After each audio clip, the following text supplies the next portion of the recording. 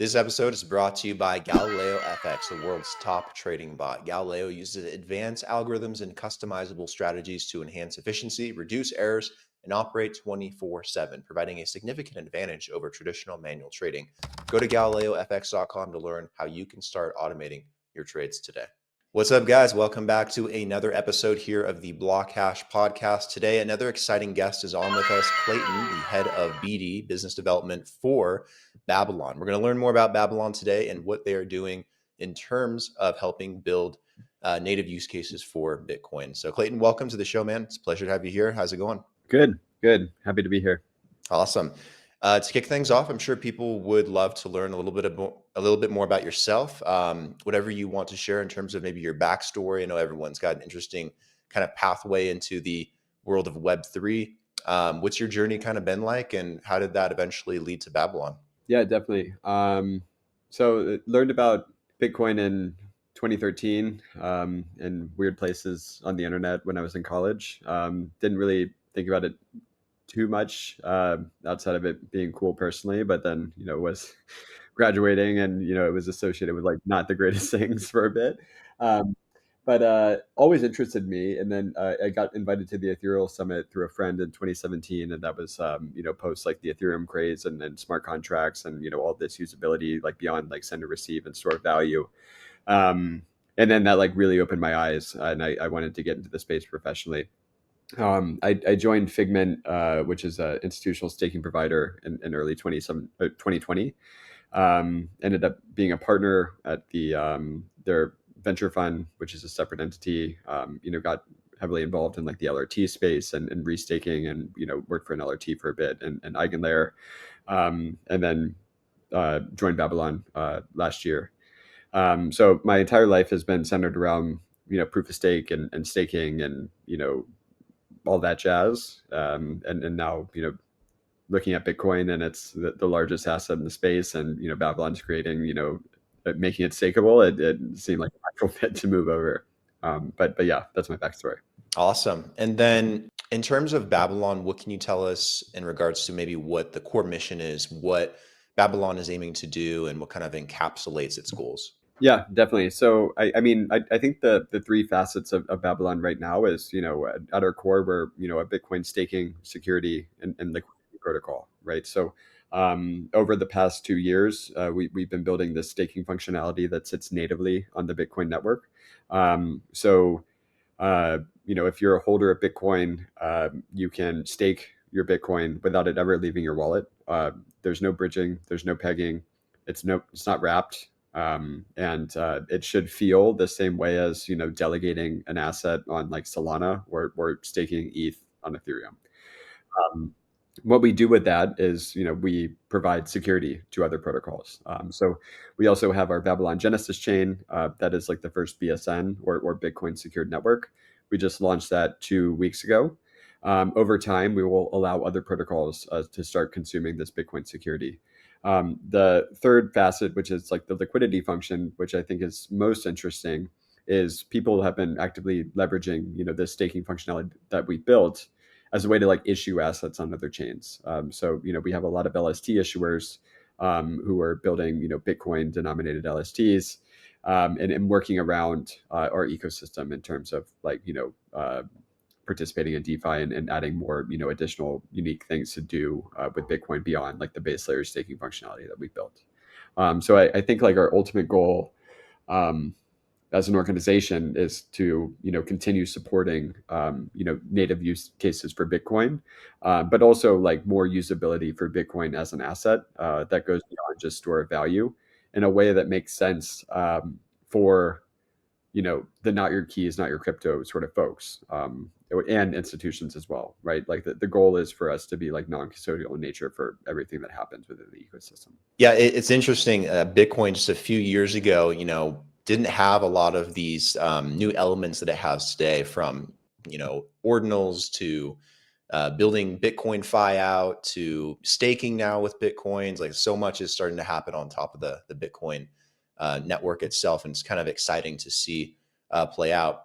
In terms of building out cross-chain Bitcoin staking, you mentioned the Bitcoin secured networks. Is that a kind of a crucial part in terms of making that happen, like under the hood, or what kind of goes into making it so that you can stake Bitcoin cross chain? Yeah, so I good to clarify that the staking functionality exists only on the Bitcoin network.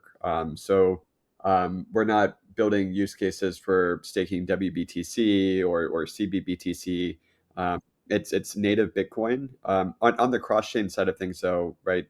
um, if you are a protocol that wants Bitcoin security, you will be, quote unquote, connecting to that Bitcoin security through the staking positions that sit on the Bitcoin network.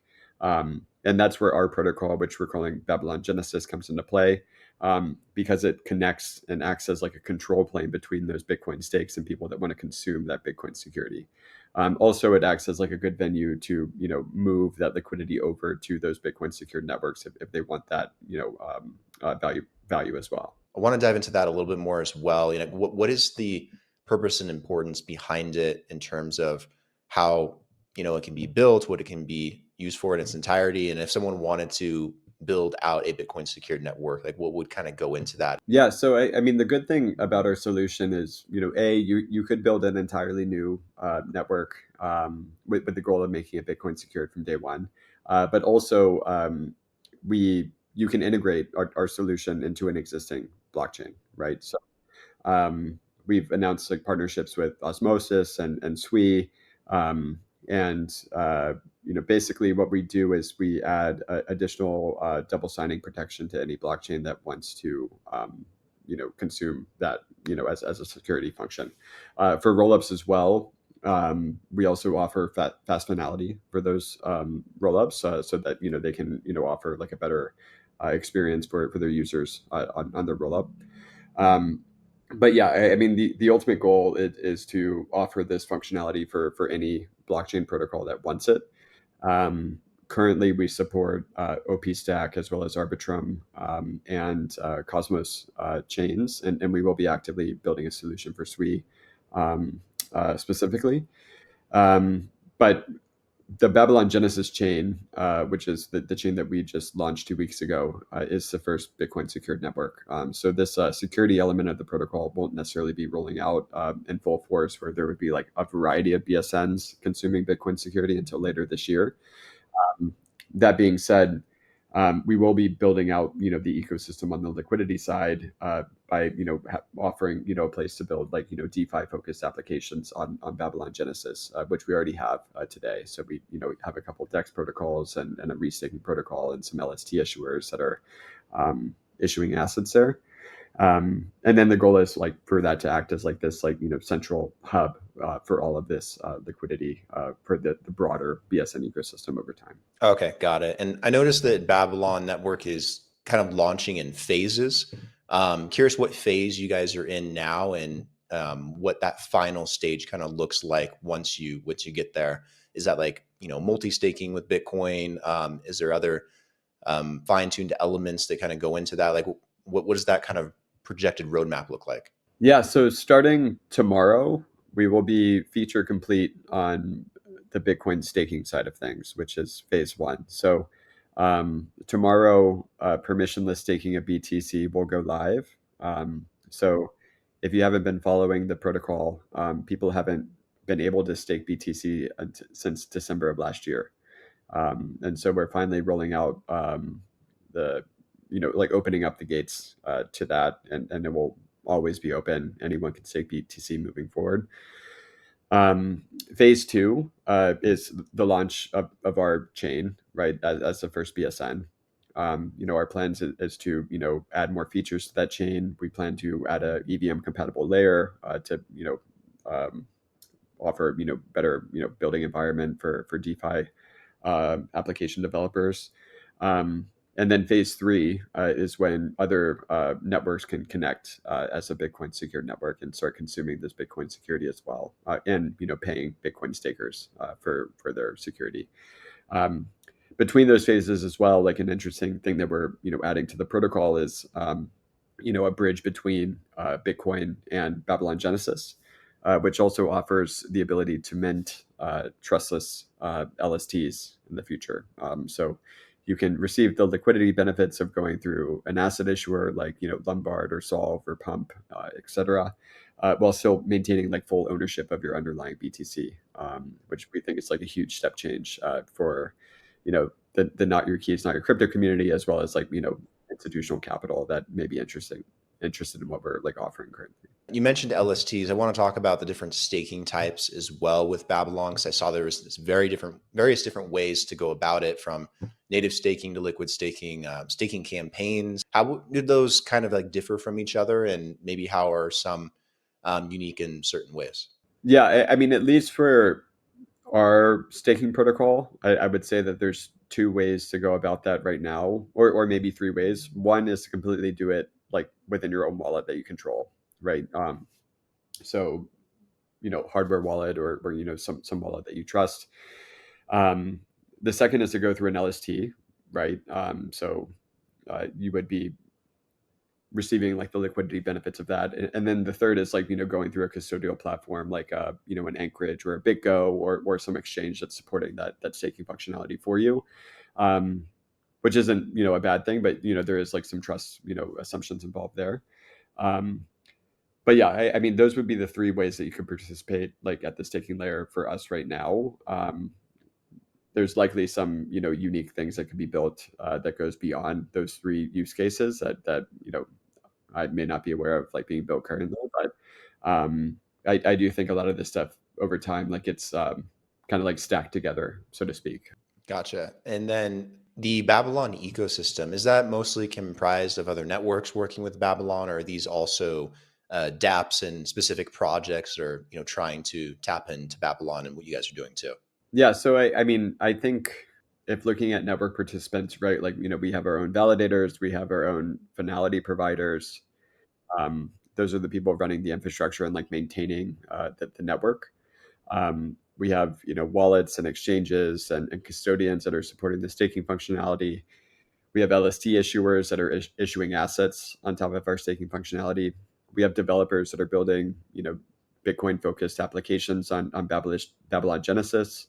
And then we have networks that are planning to integrate into the ecosystem as a Bitcoin secured network. So it is like a complicated ecosystem, so to speak. But it also like opens up a lot of white space, right? Because I think what we're offering is fairly unique, and people are now like thinking about Bitcoin again for the first time at scale, and so having like a wide range of participation from like a lot of different personas is I think important, because you don't know what's going to stick, right? Like when you build something, I think if you're looking at Ethereum, if like rollups didn't exist, right, it would be like validator token holder application only.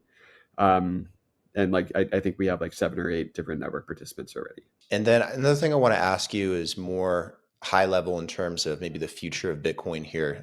It's hard not to when we're talking about staking. I mentioned ordinals, Bitcoin Fi, and those kinds of things earlier. Do you feel that this is a net positive for Bitcoin overall?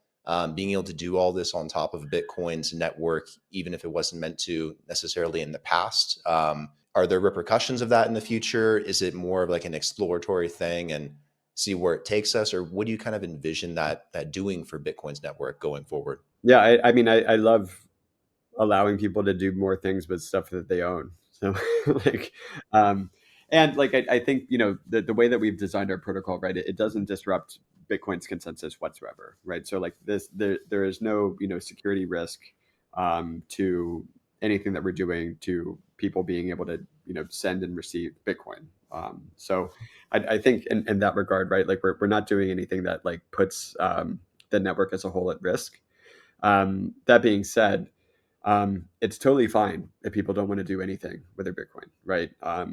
I have like some Bitcoin that like I will never do anything with, uh, but offering more use cases for Bitcoin uh, makes it more valuable for more people, right? So, Bitcoin has succeeded in becoming a store of value asset. I think it can succeed in becoming, uh, something for other use cases, right? Like whether it's like collateral or staking or anything associated with DeFi. It's just most of the technology stack that is very much like just assumed to exist, for like Ethereum and Solana, just like doesn't exist for Bitcoin currently, until like what we've been building, as well as other partners that like we work with on the Bitcoin side, are actively building today. But once you have those rails in place, um, and people have like access to like a $1.6 trillion market cap asset, um, there is a scenario where it starts to push a lot of things out of the way, and Bitcoin does become like a dominant asset in DeFi.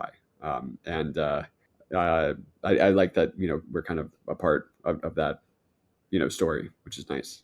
Absolutely. I also saw in an article recently. I'll have to go back and find it. I'll put it up on the video here for people to see. But there was like billions of dollars actually in Bitcoin that has been locked up on other networks through wrapped Bitcoin, through bridging, and it's kind of like lost value that could be kept into Bitcoin's network and in this ecosystem that's being built. And I'm curious if you have any thoughts on that as well, about some of those downfalls of having wrapped Bitcoin and being on other protocols, on other networks, other blockchains, and that value that could be put to good work in Bitcoin's growing ecosystem for things like staking and lending and maybe other financial products at some point. Yeah, I mean, I think obviously, like the ultimate goal, right, is like how can you get exotic settlement of transactions outside of send receive on the Bitcoin network. I think anyone that holds Bitcoin sees that as valuable, right? Because it incentivizes miners beyond like the inflation of Bitcoin, which will eventually run out. So if you plan to hold it for 100 years, you should be thinking about that. Probably not too much right now, but like you should be thinking about that eventually. That being said, the technology just isn't there right now. That doesn't go against everyone that's actively building around exotic settlement on Bitcoin currently. You have BitVM, you have BitVM two, you have people like trying to push OPCat on chain as well, which will offer smart contract functionality on the Bitcoin network, which then does lead to exotic settlement of transactions on the Bitcoin network. Um, what we're doing at Babylon right now is more exporting the value of that Bitcoin to places that can service those transactions currently today, and getting people used to using Bitcoin and DeFi.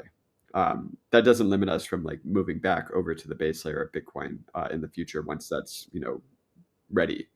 Um, Almost similar to um, how Ethereum scaled, right? Like I mean, there's a lot of rollups on Ethereum today. Um, and then Vitalik and the Ethereum Foundation are actively, posting, articles on a monthly basis about how do you scale the L1, right? So, I think it's similar to, what Wrap Bitcoin is, what Babylon is doing. It doesn't necessarily hurt the base layer in the long run, as long as the base layer becomes a place where you can actually, settle those transactions in the future.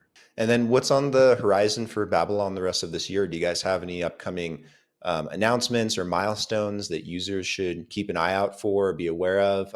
And then as well, as you guys going to be attending any events this year, any engagements, conferences, places people can maybe meet up with you guys in person? Yeah, so a lot of things are on the roadmap.